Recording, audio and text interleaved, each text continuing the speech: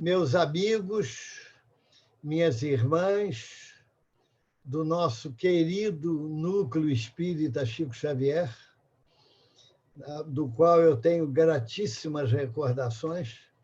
Eu tive o prazer e a honra de participar do seu início.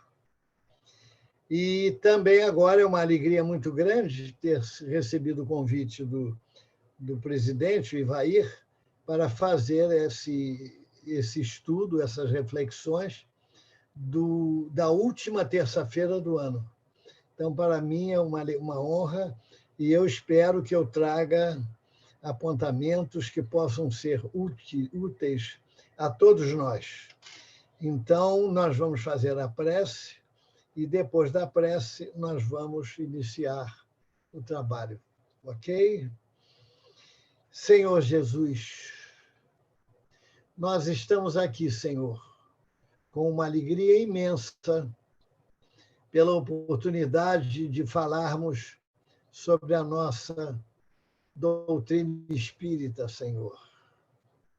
E nesta última passagem do ano, nesta última reunião, ajuda-nos, Senhor, ampara-nos o coração, que o nosso saudoso e querido Chico Xavier, através dos seus mensageiros, possam nos envolver para que possamos fazer o melhor. Então, em nome desses mensageiros, o Chico, Dr. Bezerra de Menezes, Eurípides, em vosso nome, Senhor Jesus, e, sobretudo, em nome de Deus, nosso Pai Criador, nós damos início à nossa reunião desta noite. Meus amigos, então, por ser a última reunião do ano, nós vamos trazer algumas reflexões sobre o sentido da vida. E eu vou me reportar ao Dr. Viktor Frankl, psicanalista austríaco, famoso. Ele tem uma história de vida marcante. Ele passou 4 anos no campo de concentração, entre 1942 e 1945, inclusive naqueles de pior fama, como o de Terezin e o de Auschwitz. Quando chegou em Auschwitz, ele viu a sua mãe e o seu irmão desencarnarem. E teve os manuscritos do seu livro, que ele estava escrevendo, destruído.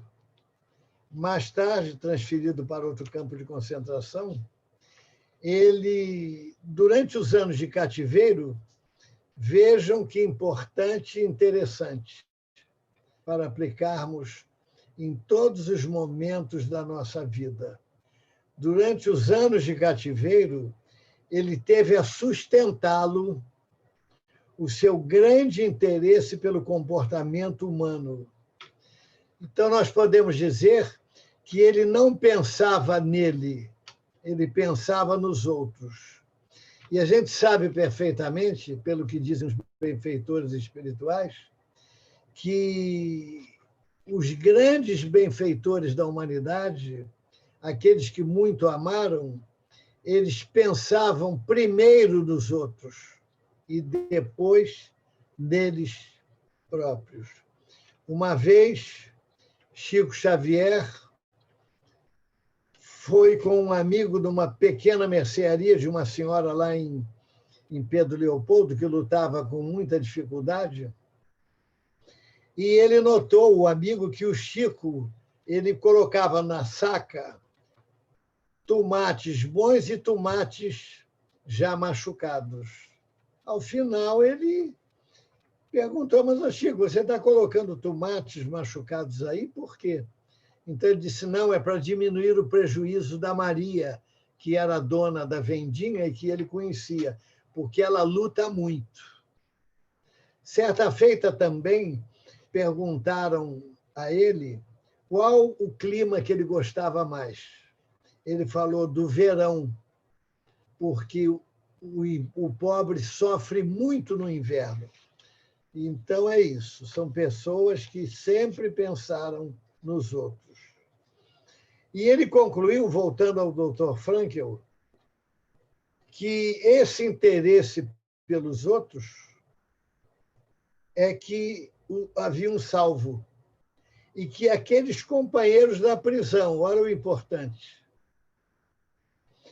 que também pensavam nos outros e que tinham uma certa esperança sobre o futuro, foram os que se salvaram. A taxa daqueles que se salvaram foi maior, bem maior, expressiva, entre aqueles que tinham, embora aquele clima, aquele ambiente adverso, tudo indicando que eles iriam desencarnar ali, mas tinham ainda, guardavam uma esperança, um desejo de sobreviver àquilo e fazer algo no futuro. O que seja, a esperança dava a eles um certo significado às suas vidas.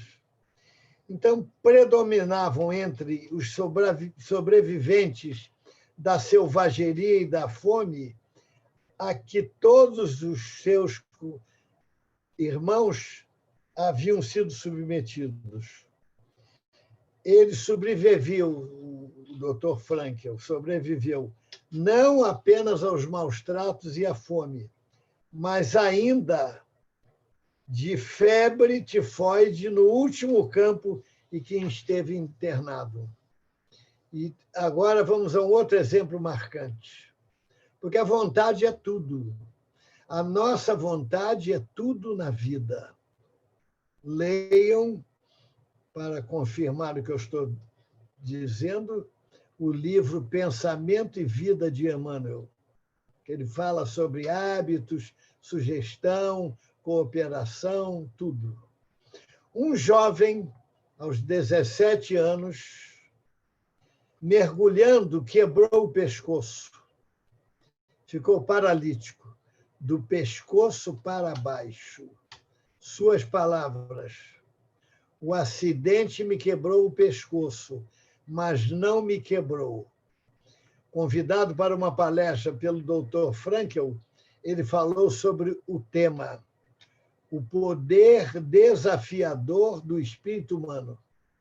E ele completou, dizendo: sei que é possível, eu sou a prova disso.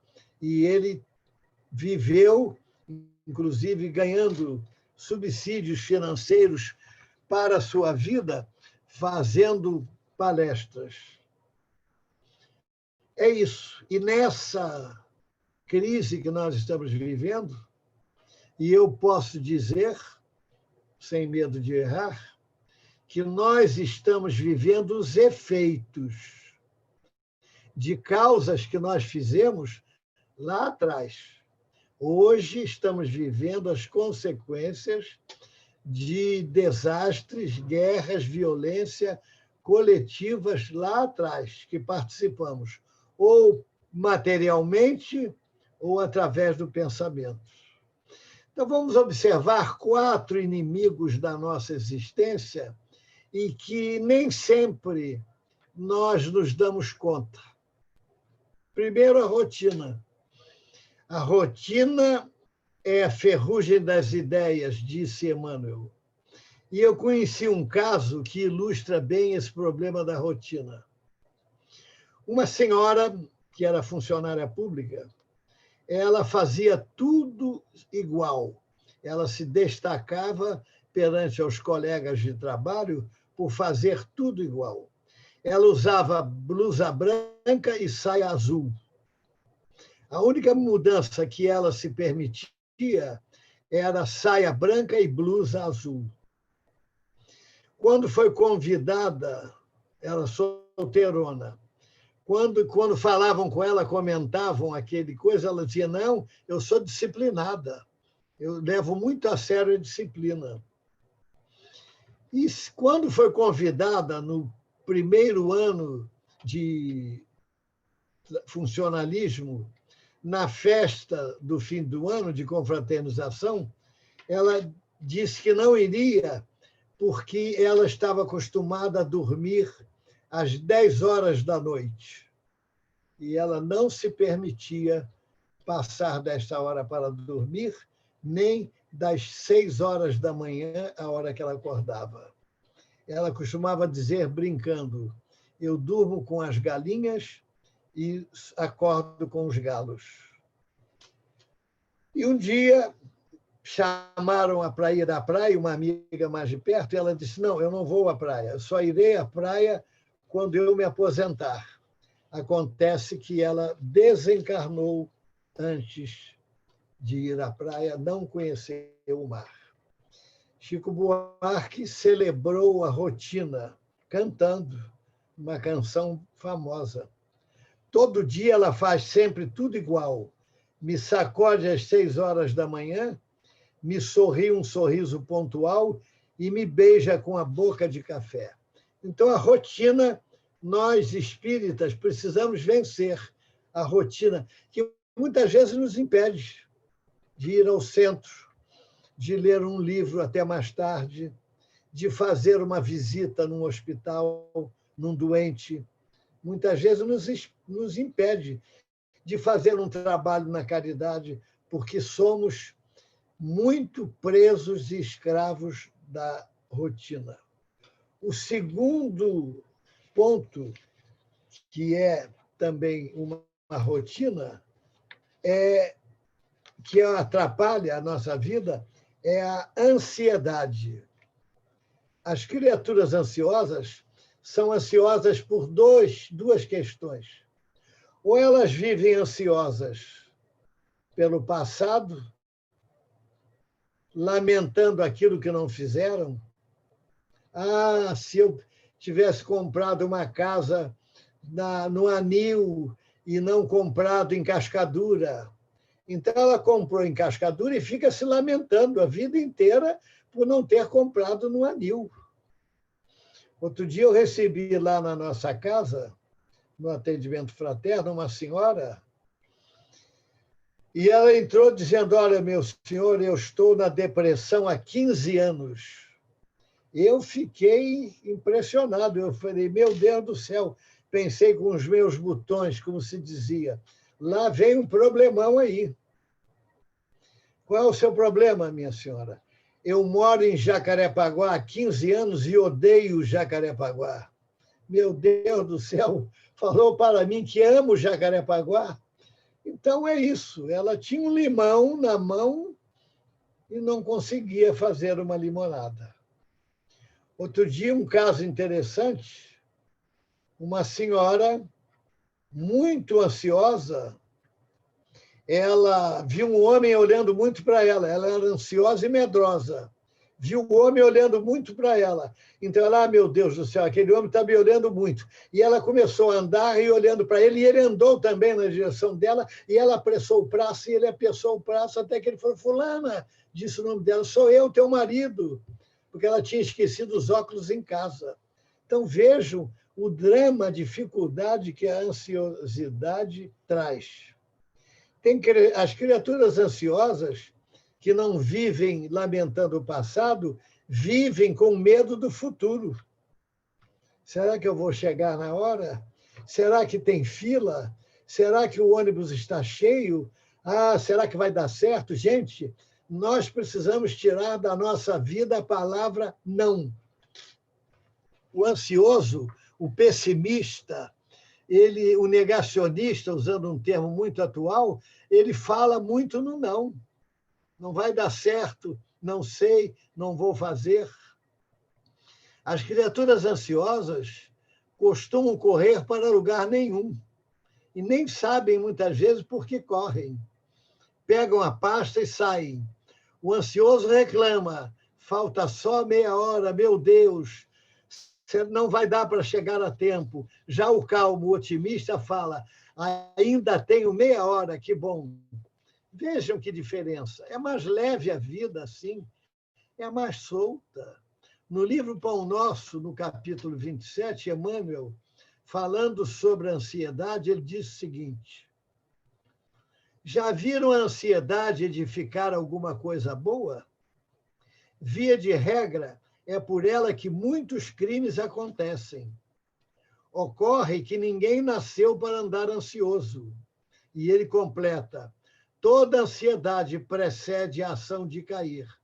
Vamos refletir nisso, meus amigos, minhas irmãs, e tirar do nosso caminho a ansiedade. Se nós colocarmos numa folha de papel, diariamente, todos os pontos, os problemas que nos levaram a ter uma ansiedade, nós vamos observar que a grande maioria, ou quase toda a maioria, da nossa ansiedade não aconteceram.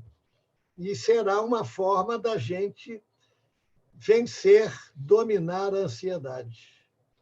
E o outro ponto, nós vimos rotina, ansiedade, agora acomodação.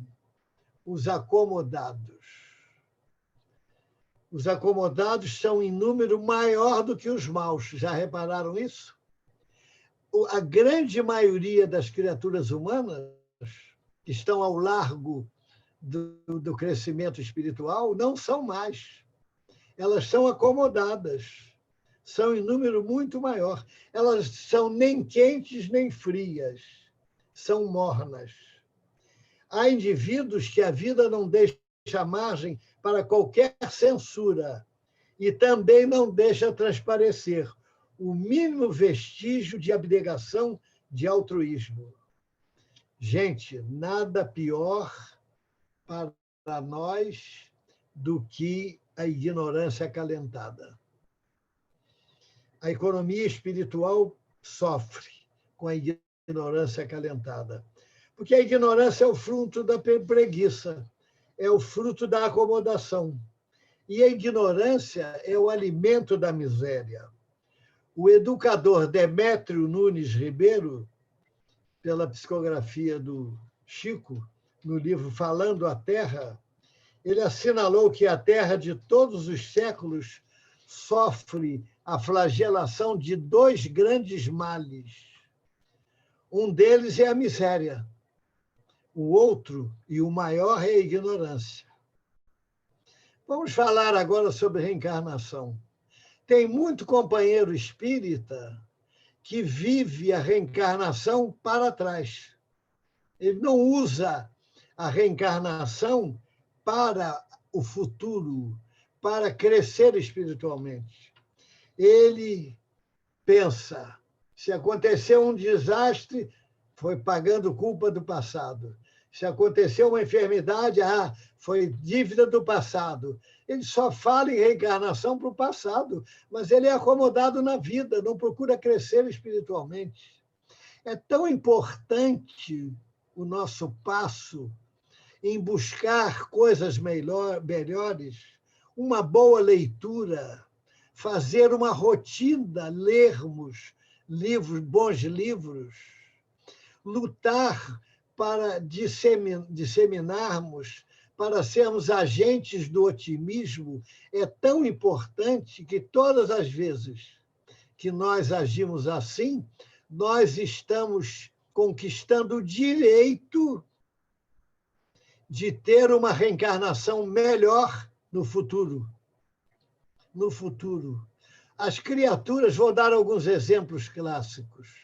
A criatura que toma conta de idosos, por exemplo, e que tem paciência com eles, que tem solicitude, ela está granjeando o direito de ter um corpo saudável na próxima encarnação. Olha só.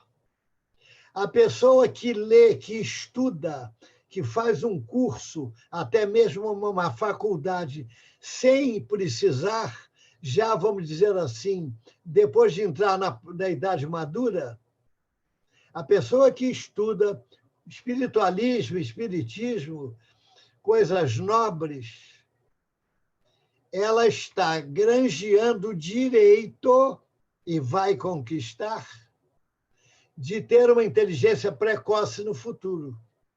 Não existe gratuidade na lei de Deus, não. a cada um segundo as suas obras. Jesus falou isso incessantemente. A lei de Deus é uma lei de troca. Então, se nós não conseguimos observar o sentido da vida, a criatura fica esperando que a vida lhe traga aquilo que ele quer. Quando é ao contrário, nós é que temos que abrir a nossa percepção espiritual, sentimental, para ver, de acordo com as circunstâncias, com aquilo que nos cerca, qual é o sentido que a vida espera de nós. Ninguém nasceu na família errada. A reencarnação não erra o endereço.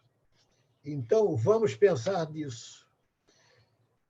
Não se utiliza do conhecimento para melhorar a partir de agora, a criatura fica parada, acomodada. Então, nós temos que lutar entre a consciência e a conveniência. Tem muita gente boa, diante desse quadro que a gente vê por aí hoje, que está preferindo a conveniência, a acomodação. E não dá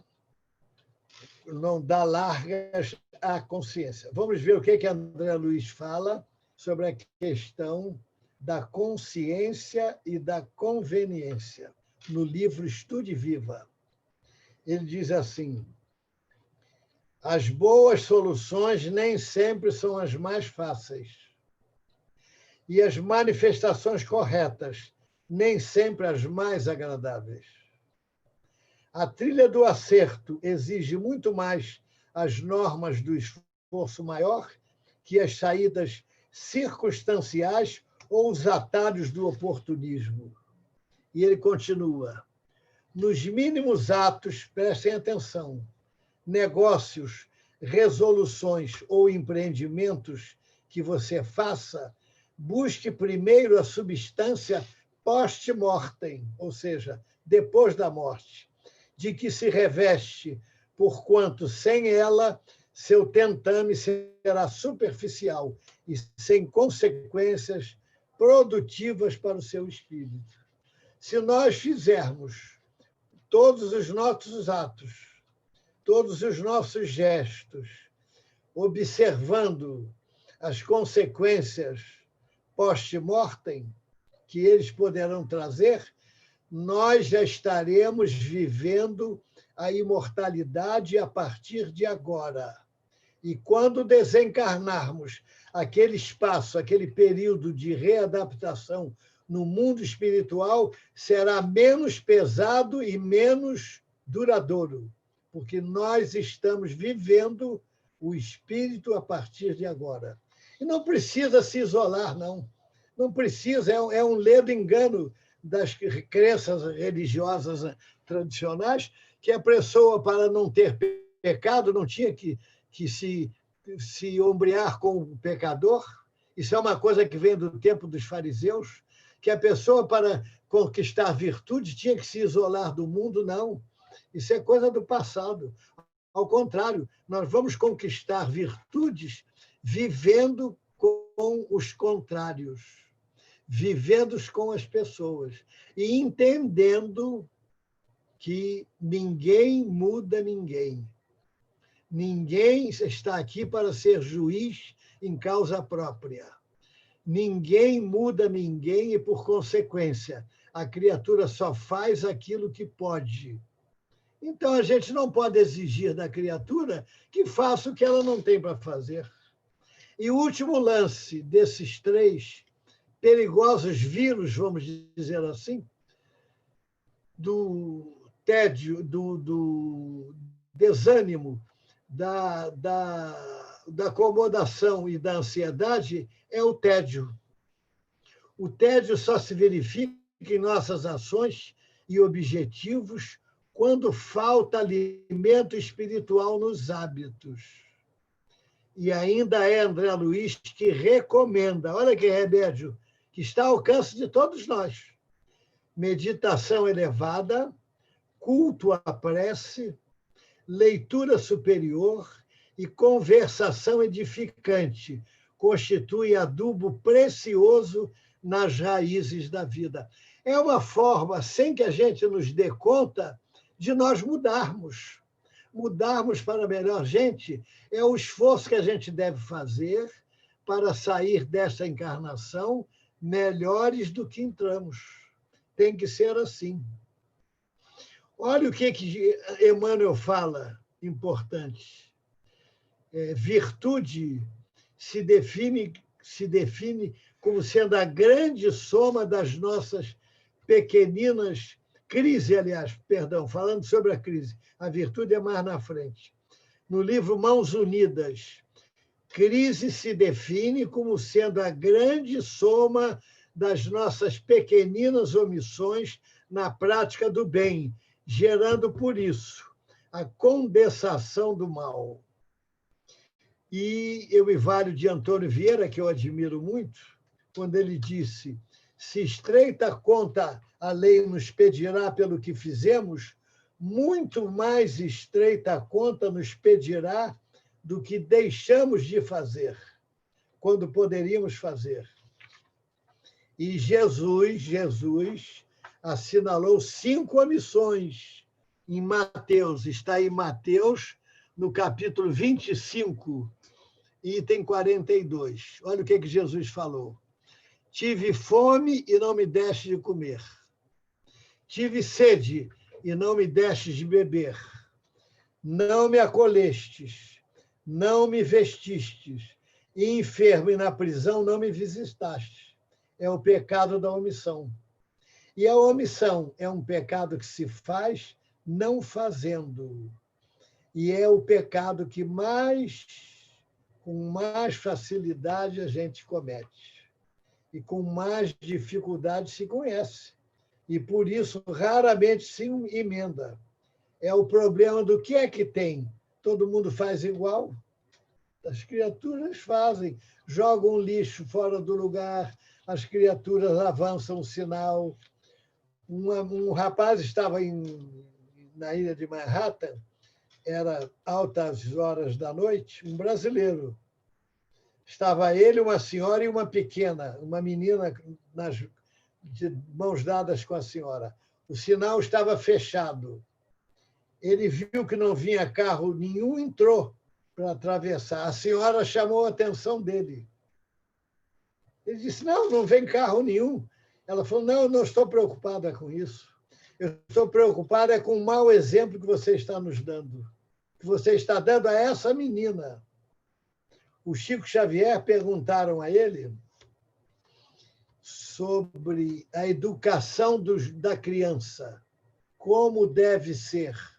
E ele sempre era muito claro, muito simples e surpreendente, muitas vezes, nas suas respostas. Como devemos agir, Chico, para educar as nossas crianças? E ele falou com a maior simplicidade e profundidade. 80% de exemplo e 20% de impor limites. Olha aí, gente. É uma fórmula. É uma forma tranquila. Como é que a gente pode dar um bom exemplo para o filho se toca para que ele não minta? Como é que a gente grita, reclama com ele que não é a forma de educar, não é essa? E quando o telefone toca, ele diz: se for para mim, diz que eu não estou. Ele vai acreditar na gente? Não vai. Então, a nossa palavra, no sentido de educar, não vai ter peso nenhum para a pessoa. Vamos ver a omissão agora na casa espírita. Uma médium amiga, no dia seguinte da reunião mediúnica, me falou: eu não fui à reunião porque eu estava cansada, mas não teve nenhum problema, é a mesma coisa, olha só, porque eu fiquei em casa lendo o Evangelho e orando. Não é a mesma coisa, não tem nada a ver. É claro que não é uma coisa ruim ler o Evangelho e orar, mas o trabalho dela no campo da mediunidade era o principal. Quantos espíritos, talvez, que já estavam programados, levados pelos mentores para aquela reunião mediúnica, e pela afinidade fluídica deles com ela, não puderam ser atendidos naquela noite, porque ela não foi. Então, não é a mesma coisa. E aí nós podemos completar. Orar e ler é devoção, mas atender ao compromisso assumido é obrigação. Então, vamos ver a diferença. Entre a devoção e a obrigação, vale o cumprimento do dever. Quando o espírita considera que um aspecto de sua vida está acabado, precisa rever a sua visão. Então, vamos lá. É tarde demais para aprender violino? Mudar um comportamento? Se encontra uma barreira e desiste, tem algo errado na sua filosofia de vida. Quando temos experiência do sofrimento e não aceitamos aquele sofrimento, é que aquele sofrimento não está fazendo efeito. Quantos amigos nossos a gente entende, a gente compreende, que estão pensando até em desencarnar, porque estão lidando com um filho que é um espírito atribulado, um espírito de caráter duvidoso, e ele está em desabafo íntimo, preferindo desencarnar para abandonar o problema? Não sejamos, como disse Augusto Silva, no livro Ceareiros de Volta, não sejamos felizardos aflitos. Vamos ver como é que funciona. Ninguém completo, repito, ninguém nasce na família errada e a reencarnação não erra de endereço. Às vezes, diante de um quadro de aflições e incompreensões, portas adentro do lar, é o momento da paciência e da resignação. Existem milhares de desencarnados suspirando pelo retorno à carne em situação igual à nossa para resgatar débitos do passado.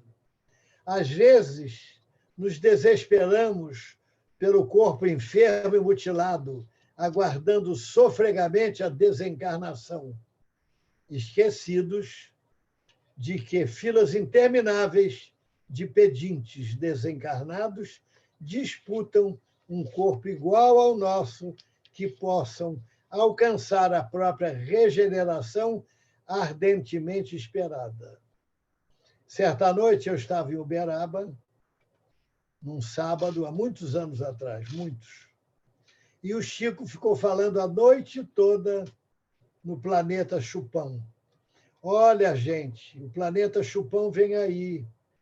E eu lendo, por coincidência, um livro do Ranieri sobre o Chico, o santo dos nossos dias, eu encontrei justamente o Chico falando sobre o planeta Chupão.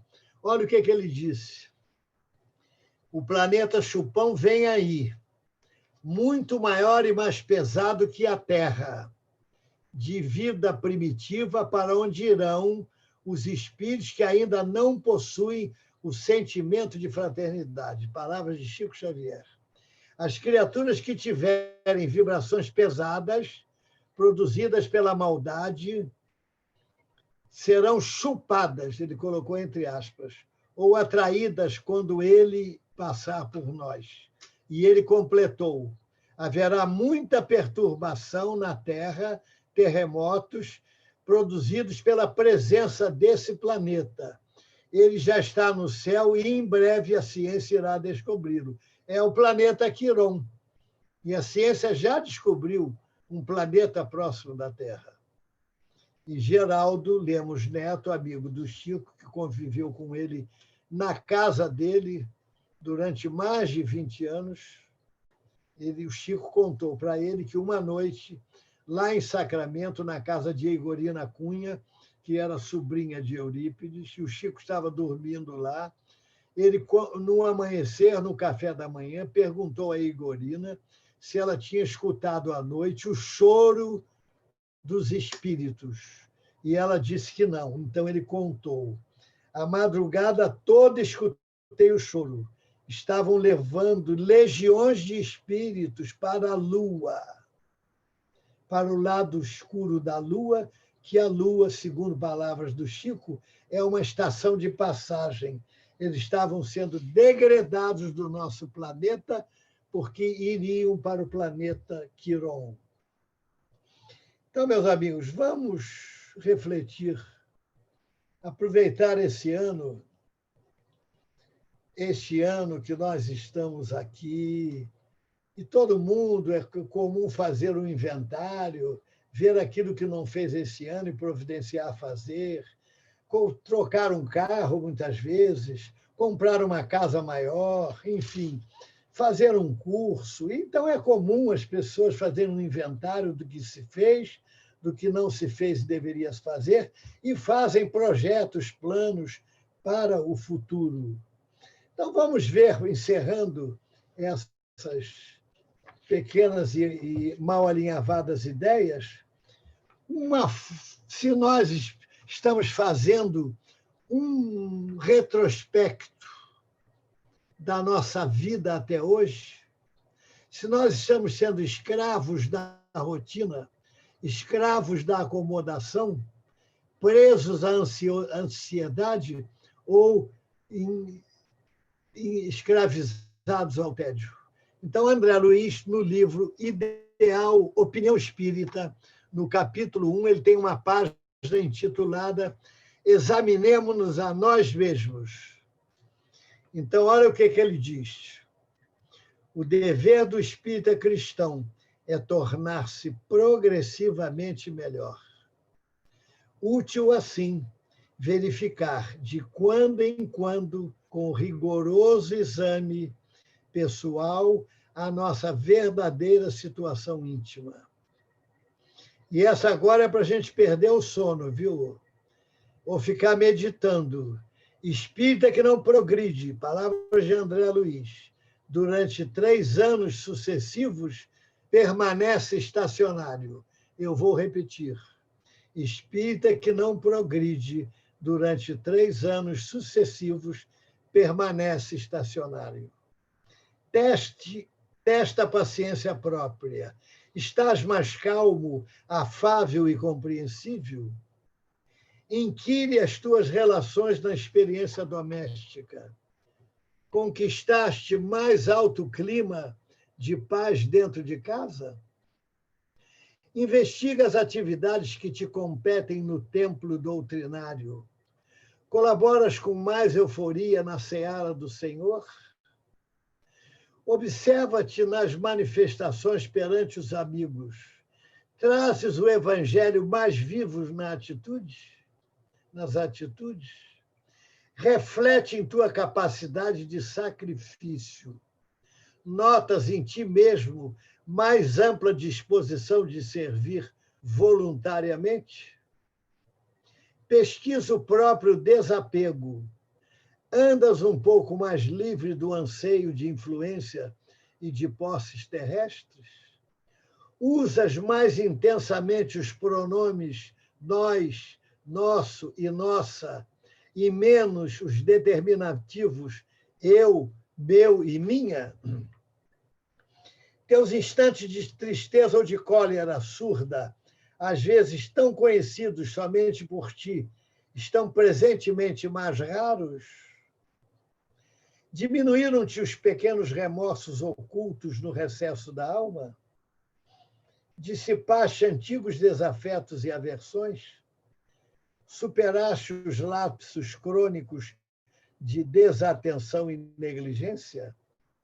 Estudas mais profundamente a doutrina que professas? Entendes melhor a função da dor? Ainda cultivas alguma discreta desavença? Auxilias aos necessitados com mais abnegação? Tens orado realmente? Teus ideais evoluíram? Tua fé raciocinada consolidou-se com mais segurança? Tens o verbo mais indulgente, os braços mais ativos e as mãos mais abençoadoras? Evangelho é alegria no coração. Estás, de fato, mais alegre e feliz intimamente nesses 3 últimos anos? Vou repetir. Evangelho é alegria no coração. Estás, de fato, mais alegre e feliz intimamente nesses 3 últimos anos? Tudo caminha, tudo evolui. Confiramos o nosso rendimento individual com o Cristo.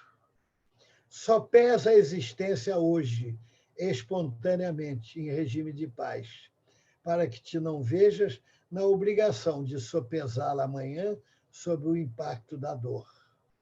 Não te iludas. Um dia que se foi é mais uma cota de responsabilidade, mais um passo rumo à vida espiritual, mais uma oportunidade valorizada ou perdida. Interroga a consciência quanto à utilidade que vens dando ao tempo, à saúde e aos ensejos de fazer o bem que desfrutas na vida diária. E ele termina: faze isso agora, enquanto te vales do corpo humano, com a possibilidade de reconsiderar diretrizes e desfazer enganos facilmente, pois, quando passares para o lado de cá, muita vez já será mais difícil. É isso, meus amigos. Não é sermão, não é, entendeu? Não são palavras, enfim, palavras de sermão que nós estamos falando. Nós estamos falando de doutrina aplicada. E nós temos um patrono que foi o paradigma do espiritismo aplicado. O Chico Xavier, sua vida inteira, dormia muito pouco. Ele foi o apóstolo, porque ele saía das reuniões na madrugada e era comum ir visitar casebres. E não são casebres pobres iguais os de hoje, não. Eram casebres de papelão, de lata, do chão batido. E ele ia lá de madrugada, acordava as senhoras, e era uma alegria imensa para elas. Ele ia sempre nas favelas de Uberaba, nos subúrbios, lá em Pedro Leopoldo. Ele era o apóstolo que visitava, por caridade, as criaturas sofredoras. E eles iam batendo na porta dele. Era comum eles baterem na porta dele quando não tinham nada, quando não tinham dinheiro, por exemplo, quando morria alguém. Eles batiam na casa do Chico e o Chico saía procurando recursos ou pagava do seu bolso para providenciar o enterro do corpo do familiar. E ainda pagava o táxi para aquelas criaturas da família irem até o enterro. Nos mínimos detalhes, o Chico era o maior, ele era a doçura, era o afeto, era a caridade, e era o médium, foi o médium da falange de Jesus. Pascoal Comanducci, que foi o médium que hoje tem, inclusive, mensagens nos livros do Chico, pediu ao Perácio e a esposa dele que mudassem de Belo Horizonte para Pedro Leopoldo, porque tinha um médium lá, que era um rapaz, que iria revolucionar o mundo. E este médium ia trabalhar com a falange de espíritos que trabalhou com Jesus. E esse médium foi Chico Xavier. Médium, irmão, amigo, familiar, profissional, trabalhou 43 anos, 30 anos no serviço público. Eu escutei ele falar isso. 30 anos no serviço público, sem férias e sem licença. Ele falou isso. Então, meus amigos, vamos aproveitar. Já viram a água? Quando a gente quer pegar água com as mãos, o que acontece? Ela escorre entre os nossos dedos. Então, o tempo perdido lembra a água que escorre nos nossos dedos. Vamos valorizar o tempo. Quem é que não pode, nessa pandemia, que é do grupo de risco, que não sai de casa, quem é que não pode fazer prece pelo próximo? Vamos orar, vamos relacionar aqueles que a gente sabe necessitados de prece, vamos fazer prece. A prece é a ligação entre a criatura e o Criador. Vamos pensar nisso e aproveitar o tempo, como disse Sebastião Lasnou. Passa o tempo e corre tanto em sua marcha milenar, indiferente ao riso alheio a dores e alegria, vai pondo os dias sobre os dias, como cotas a somar. Ódios, lutas, paixões e enganos, nem mesmo podem retardar. Sempre embuçado em seus arcanos, vai pondo os anos sobre os anos, como parcelas a somar. Passa o presente a ser passado, passa o futuro a ser presente e a ser passado a de passar, enquanto o tempo indiferente, em seu constante caminhar, em sua marcha indefinida, vai pondo vida sobre vida em sua eterna conta de somar. Muita paz, muito obrigado pela paciência de vocês e que tenhamos um ano pródigo, cheio de oportunidades de trabalharmos no bem. Que assim seja, meus amigos.